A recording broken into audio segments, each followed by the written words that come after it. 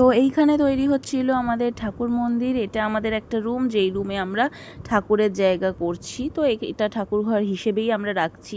তো এইখানটায় আর কি ঠাকুরের জন্য আমরা একটা মার্বেল দিয়ে সুন্দর মন্দির বানাচ্ছি। আর এখানে ডিজাইনগুলো করা হচ্ছিল, তোমাদের আগের দিন এমনি ডিজাইনটা দেখিয়েছিলাম। তো এর তলায় লাগছে বক্স, অ্যান্ড এই বক্সগুলোর মধ্যেই লাগবে লাইট। আর এইখানে দাদারা ঠাকুরের এখানে কাজ করছিল। তো আমরা এবারে একটু নতুনত্ব আমাদের এই বাড়ির মন্দিরের থেকে করেছিলাম, যেটা হচ্ছে ঠাকুরের ফটো লাগানো যে টাইলসগুলো হয়, ওরকম 3টে ঠাকুর আমরা বসিয়েছিলাম এখানে।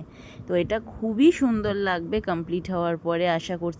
তো তোমাদের সাথে আমি অবশ্যই শেয়ার করব ঠিক কেমন লাগছে দেখতে আফটার কমপ্লিশন।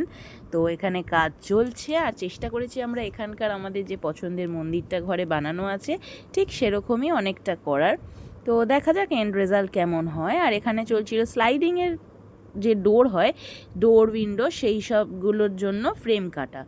আর এইখানে হচ্ছিল আমাদের সিঁড়ি ঘরের রং।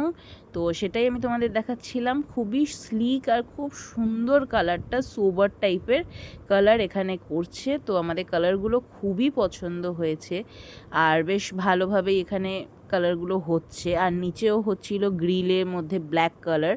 তো গ্রিলগুলো কালার প্রায় কমপ্লিট করেই দিয়েছে ওনারা। তো দেখতে থাকো এর পরে পরে কী হয় আরও।